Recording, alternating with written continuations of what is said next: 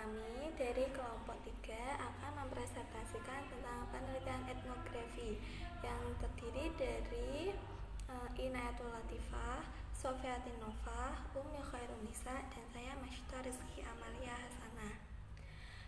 Pengertian etnografi. Etnografi berasal dari kata etno yang berarti bangsa dan grafi yang berarti menguraikan.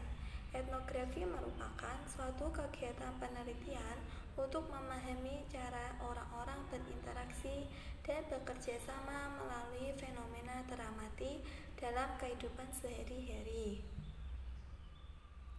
Tujuan penelitian etnografi yaitu untuk menguraikan suatu budaya secara menyeluruh, yakni mulai dari aspek budaya baik yang bersifat material seperti artefak budaya dan yang bersifat abstrak seperti pengalaman, kepercayaan, norma, dan sistem nilai kelompok yang diteliti.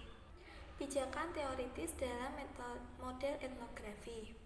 Pijakan teoritis dalam model etnografi ada dua. Yang pertama, interaksi simbolik. Menurut James, budaya dipandang sebagai sistem simbolik di mana makna tidak berada dalam benak manusia, tetapi simbol dan makna itu terbagi secara umum dan tidak mempribadi. Budaya adalah lambang-lambang makna yang merupakan pengetahuan yang didapat seseorang untuk menginterpretasikan pengalaman dan menyimpulkan perilaku sosial. Yang kedua yaitu aliran fenomenologi. Michel memberi tawaran baru tentang etnografi oleh pemikiran fenomenologi. Inti dari proses mediasi kerangka pemaknaan. Hakikat dari suatu mediasi akan bergantung dari hakikat tradisi di mana kontak sebelum penelitian lapangan.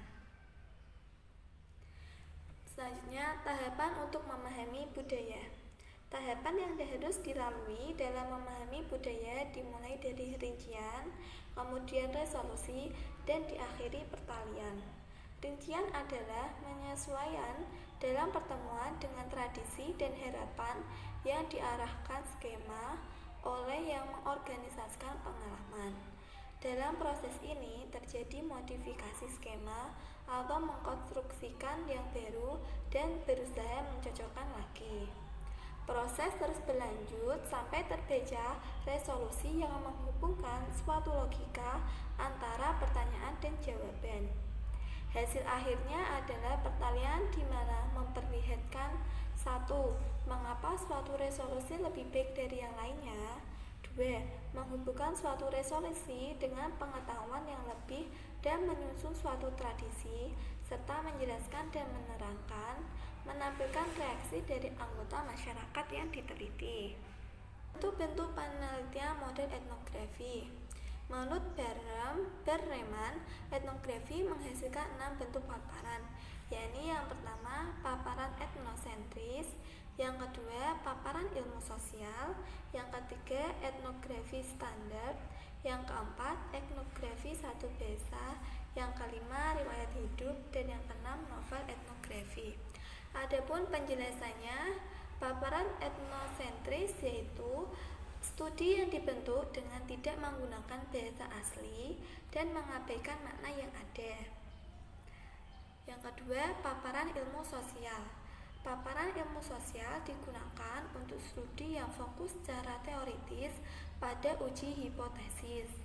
Studi ini mendasari pada pengamatan, wawancara, kuesioner, dan uji psikologis yang merefleksikan pandangan penutur asli, namun tidak pada pengetahuan strukturalnya. Selanjutnya, etnografi standar. Etnografi standar menggambarkan variasi luas yang ada pada penutur asli dan menjelaskan konsep asli. Selanjutnya, etnografi satu bahasa. Dalam studi ini, seorang anggota masyarakat yang dibudayakan menulis etnografi dalam bahasa aslinya. Etnografer secara hati-hati membawa sistem semantik bahasanya dan menerjemahkan ke dalam bahasanya. Selanjutnya, yang kelima yaitu riwayat hidup. Riwayat hidup adalah salah satu bentuk deskripsi yang menawarkan pemahaman terhadap budaya lain. Yang terakhir, novel etnografi.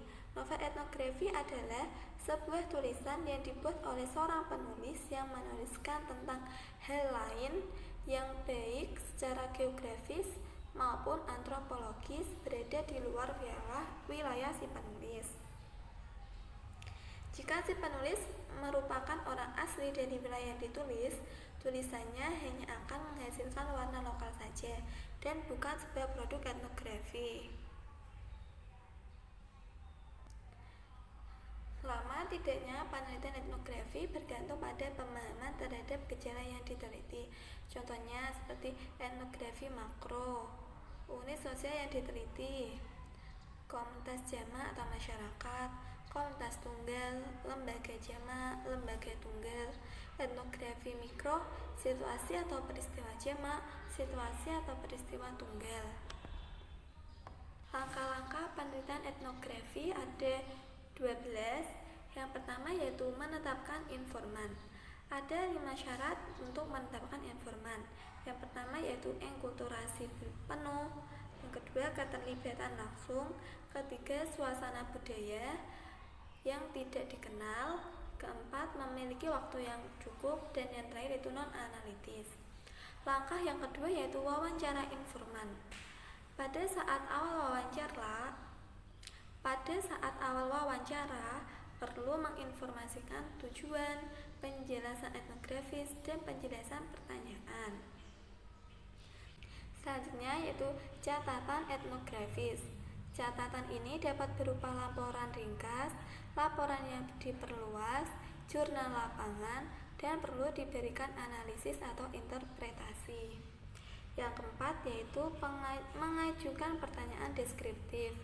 Pada saat mengajukan pertanyaan bisa dimulai dari kepribadian, penjajakan, dan kerjasama.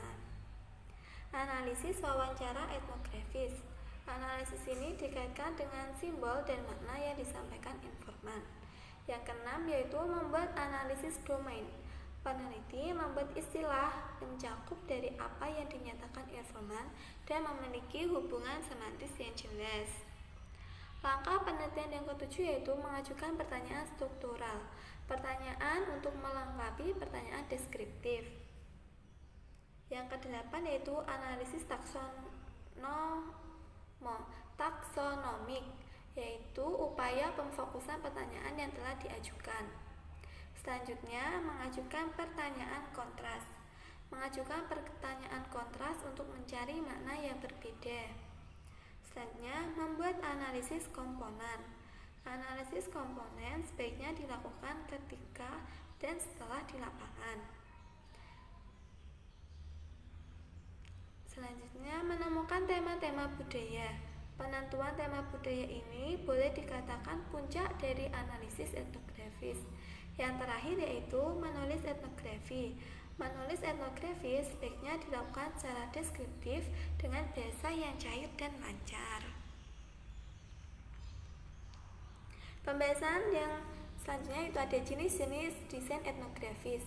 Jenis etnografi yang sering muncul dalam penelitian biasanya yaitu etnografi realis, studi kasus, dan etnografi kritis. Etnografi realis yaitu pendekatan yang populer digunakan oleh antropolog budaya. Selanjutnya, studi kasus merupakan salah satu bagian penting dari etnografi, meskipun berbeda dari etnografi dalam hal tertentu. Penelitian studi kasus terfokus pada program, kejadian, atau kegiatan yang melibatkan individu dan bukan merupakan kelompok. Jenis yang populer terakhir yaitu etnografi kritis. Penulis tertarik memperjuangkan emansipasi kelompok yang terpinggirkan dalam masyarakat. Penelitian kritis biasanya berpikir dan mencari melalui pencarian mereka, melakukan advokasi terhadap ketimpangan dan dominasi. Teknik pengumpulan data.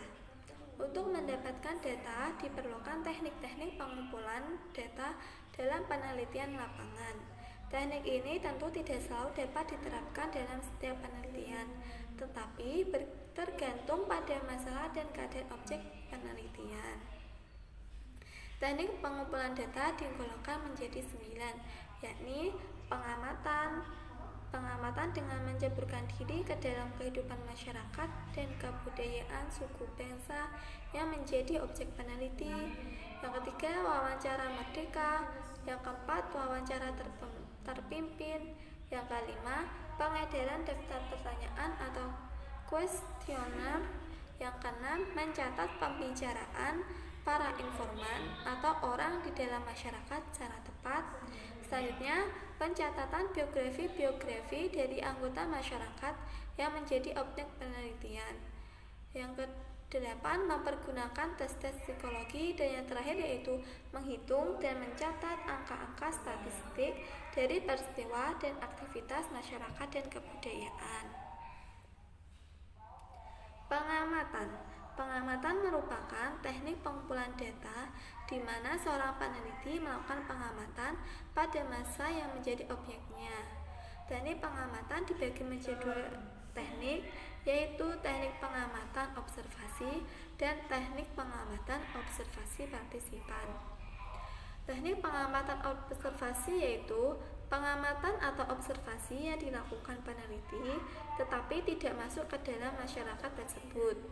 Teknik pengamatan observasi partisipan yaitu pengamatan langsung melibatkan diri dalam kegiatan-kegiatan masyarakat yang diteliti. Tahap wawancara menurut Spartley. Yang pertama yaitu mengucapkan salam. Yang kedua, memberikan penjelasan etnografi. Yang ketiga, mengajukan pertanyaan etnografi. Yang keempat, mengajukan pertanyaan asimetris. Yang kelima, menampilkan kepentingan atau minat. Yang keenam, menampilkan kepentingan akan budaya. Yang ketujuh, mengulang dan penekanan. Yang kedelapan, memulai pemahaman informan. Kesembilan, menghubungkan dengan pemahaman informan. Yang ke-10 yaitu menciptakan situasi hipotesis. Yang ke-11 mengajukan pertanyaan bersahabat. Dan yang terakhir yaitu mohon pamit atau penutup. Pembahasan selanjutnya yaitu teknik analisis data dalam etnografi. Teknik analisis data dalam etnografi ada 3, yaitu domain, taksonomi, dan komponensial. Adapun penjelasan dari domain adalah hasilnya berupa pengetahuan atau pengertian tentang berbagai domain atau kategori-kategori konseptual. Penjelasan yang kedua, dalam analisis ini domain mengorganisasikan serta menghimpun elemen-elemen yang berkesamaan di suatu domain yang dipilih secara lebih rinci dan mendalam struktur internalnya. Yang terakhir yaitu komponensial. Dalam analisis komponensial ini tidak mengorganisasikan kesamaan elemen dalam domain, melainkan kontras antar elemen dalam domain yang diperoleh melalui observasi dan wawancara. Sekian presentasi dari kelompok kami. Apabila ada tutur kata yang kurang berkenan di hati, saya mohon maaf. Wabillahi taufiq wal hidayah. Wassalamualaikum warahmatullahi wabarakatuh.